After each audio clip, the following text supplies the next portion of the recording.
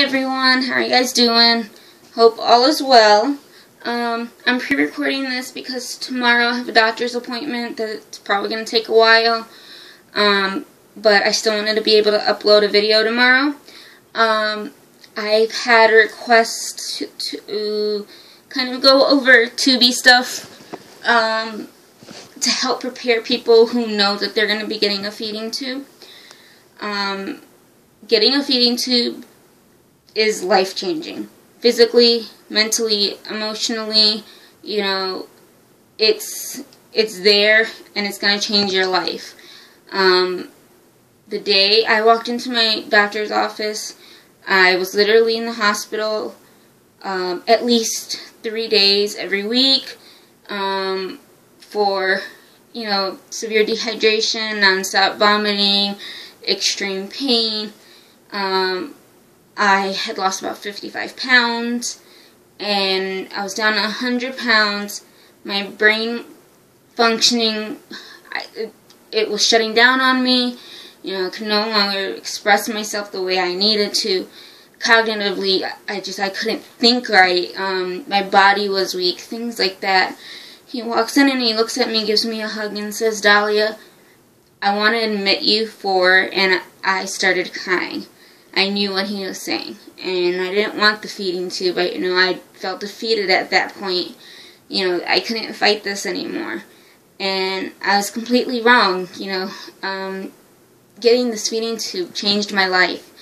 You know, I'm stronger. I'm more able, you know, to get. I may still be in and out of the hospital due to different reasons, but I'm able to get stuff done. You know, I'm able to get out of the house. I'm able to take care of myself because I have the strength from my feeding tubes. You know, so I know it's scary, but you're gonna get through it, and you're gonna love it, you're gonna hate it, you're gonna yell at it. I think at some point everyone talks to their feeding tube when they get frustrated. And you know, there's gonna be times that, you know, you do something and you'll look at yourself and go, "Dahlia," or whatever your name is, that was really stupid. Why would I do something like that, you know? But it's very easy, you know. Having a feeding tube is repetition. So, I'm just gonna, you know, give you guys tips and tricks, because if you know you're having if you know you're gonna be having surgery to get a feeding tube, it's gonna be easier to have everything you need ready when you come home, rather than doing it when you come home. I didn't have that luxury. I walked out of my doctor's office and was put right into a hospital room. So we kind of had to prepare after I got home. Originally they wanted me to have a jtube, and the surgical team came and evaluated me and said they refused to do a jtube because when you have a jtube done, they surgically cut your small intestines and sew it, making a permanent stoma. And they said on someone so young, you know, if I was able to get my feeding tube removed, the concern would be that my small intestines can kink up, they can twist, or I can get an obstruction at the site where the feeding tube was. So they flat out refused to do a jtube. The next option was a gjtube, and so we agreed to that. But first they wanted to see if I would tolerate feeds. So they tried me on an njtube. They got it into my stomach, and as we were waiting to go down to interventional radiology, I started gagging and kept gagging for 45 minutes straight, dry heaving, and you could tell that tube was just not going to stay down. And one of the doctors from the surgical team was in the room talking to my parents for about 45 minutes, and then finally she's like, "You know what, you're suffering, you can't tolerate this, it's not going to work." And she just out of nowhere comes and pulls the thing out, and you know, obviously I've never had anything like this, and it just stunned me. But so that option was nixed, and the next day, March 1st, 2013, I became a tubie. it was a big pill to swallow for me, but it's helped me stay alive. I don't know where I would be, or even if I would be here at this point if I had not gotten my feeding tube. We did the surgery. About 6 hours after my surgery, we started feeds. They start your feeds at a very low rate, and generally the nutritionist will say, okay, for you, you need to get 5 cans or boxes of formula in per day. So they started me at a very low rate, like 10 milliliters per hour. After 6 hours, they increased it a little more, and then increased it a little more. So I was actually able to go home the next day, because we got me up to 50 milliliters per hour, and that was 24-hour feeds for me. So I would just be on my feeding tube for 24 hours. And they did say once I get home, if I want to increase my rate, I can. And I can increase it to as much as I can tolerate it. And they said, you know, when you go home, stay at 50 for tonight. The next day, go either up by 5 or 10, so you can do 55 or 60. Stay at that rate for 24 hours, and then after that, continue increasing. If you experience any extreme abdominal pain, vomiting, or severe diarrhea, those are all indications that you're not tolerating either the feed or the rate. So back the rate back to the last one that you tolerated, and then you can start all over again after 24 hours. If you have persistent diarrhea that doesn't go away, that means either you're not tolerating your feed at all and you need a new formula, or you could potentially have an infection called C. diff. It's an infection in the intestines that you would need to get taken care of. So, unfortunately, with having feeding tubes, you can get diarrhea, but if it's something that continues and continues, you need to contact your doctor and let them know. So, the first thing that I'm going to show you guys is it's my way of doing things, but in any sense of the matter, organization is really key. Making sure you have everything that you need in one spot. That way you don't start setting up your feed and then all of a sudden you need something from the kitchen, or you need something from your bedroom, or, have all your stuff organized together. That way you have it within reach. You know how much you have. It stays clean so that you don't get an infection, and you don't run out. If you run out, that can be a big problem. So the day that we came home with 2 weeks worth of supplies, and my dad had to go out and buy something for me to keep all my supplies in. So he bought me this cabinet, and he looked at us and he said, "Why would I need a cabinet this big?" And at that point, I only had 2 weeks worth of supplies, but little did he know, a good 6 months later, I would need more than just this cabinet. The top shelf, I have baby wipes. Baby wipes, I say, are an essential, because if you drop formula, or you drop medication, you drop anything, you need something right away to be able to clean it up. This right here is a blue chalk pad, and every night when I'm doing my medication sitting on my bed, that gets on my lap to protect me from spilling medication on my bed. I have a box of gloves. This is a needle dispenser, but that's because I have a port. These all back here are medications, different medications that I use. Those are mostly the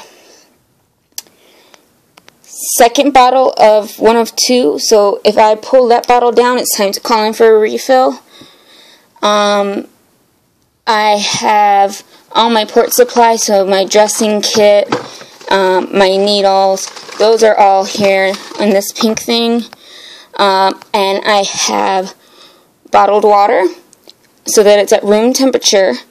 The importance of that is cold water in your small intestines hurts worse than anything else that I've ever had done. So we use bottled water that is room temperature to prevent that from ever happening, because I did that once. It can get expensive. I can go through 2 bottles a day sometimes. But in order for me to be okay, we're willing to spend that little bit of extra money. I have my blood pressure cuff and my pulse ox here also. The next shelf, which is pretty much level with me, has my everyday, all the time use stuff. I have my tubie pads here. I have my daily medications, a pill crusher, a pill cutter, 2 different pill cups, a Christmas tree topper for the Luralox, for Luralox syringes, sterile cotton swabs, the bottle of water that I currently use with a cup to pour into it so that I can just get it with the syringe from the cup rather than fighting with the top of the water bottle. I have all of these syringes for my medications. The reason that you see so many syringes is because the medications need to be in their own syringes.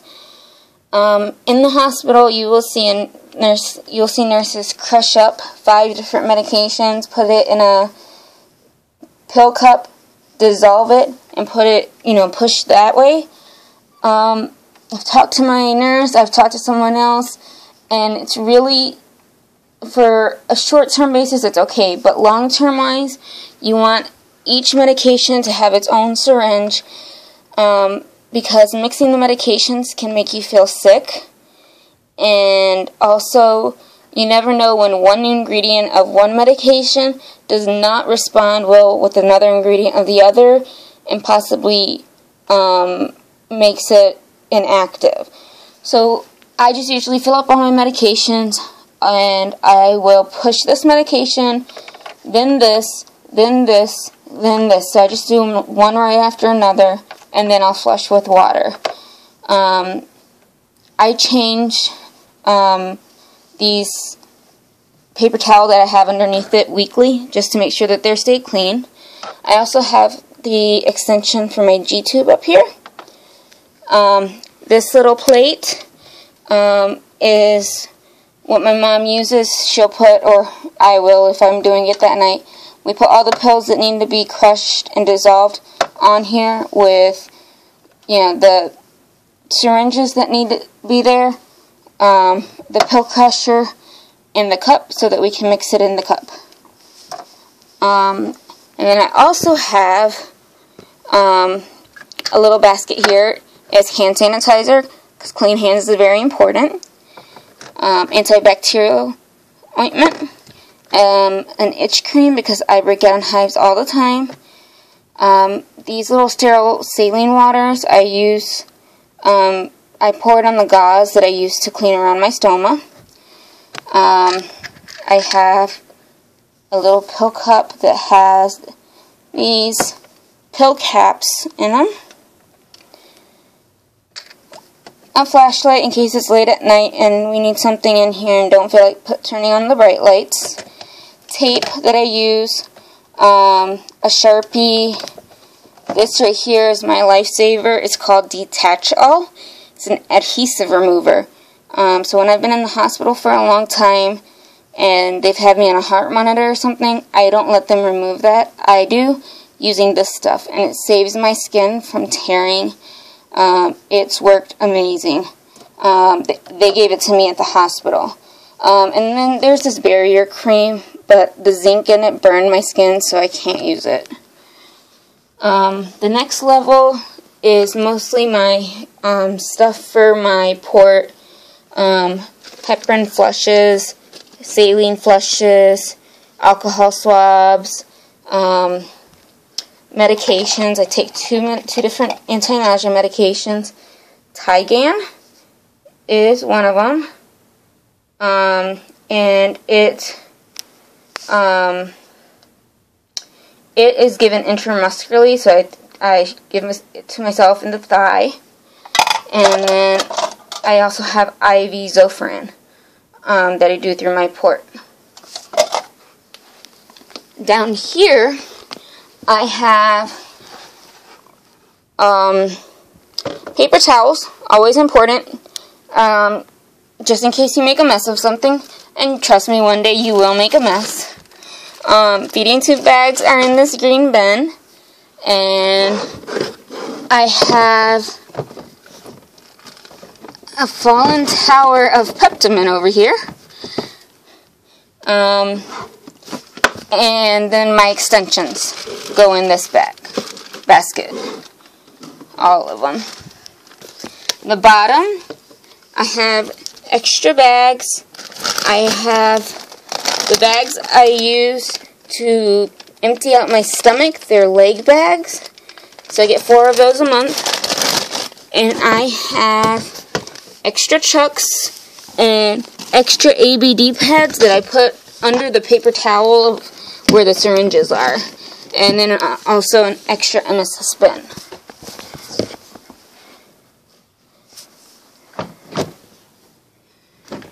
Then the stuff that I don't use every day, stuff that I need, and these are extra. I have an extra bin of all my flushes and stuff. These are syringes, alcohol wipes, things like that. I have extra gauze, extra tape, Tegaderm, the cotton tipped applicators, and this right here are all my syringes. The reason I have so many is because at one point I had developed an infection, and so we decided that it would be better if the big syringes are changed weekly, and the smaller syringes for medications are changed monthly. And hopefully I will not get that infection again.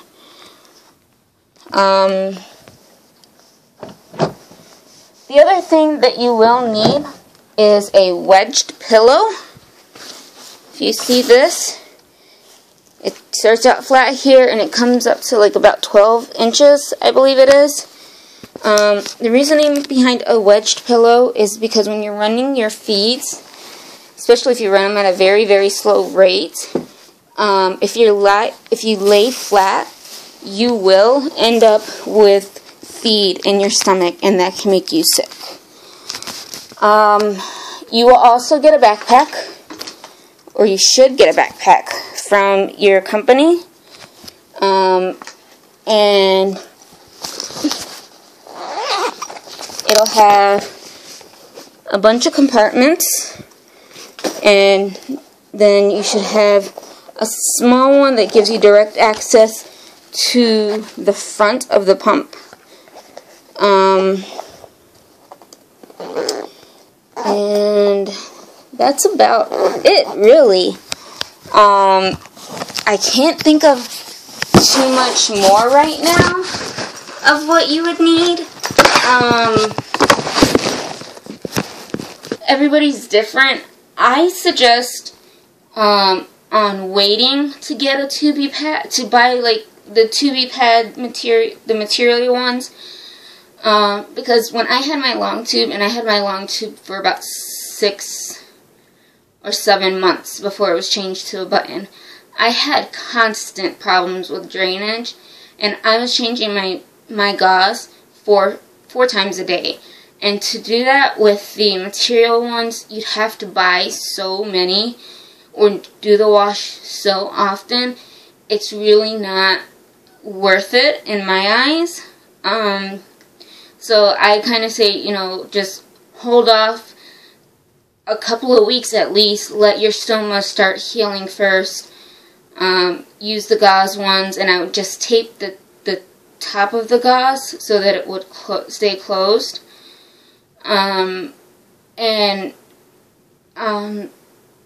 That's really about it. I can't think of much more. You can, when you have the stitches in, they don't want you getting it wet. Once the stitches are out, you can bathe regularly. You don't have to cover it up. It's actually better for you not to, because, you know, it cleans the stoma area.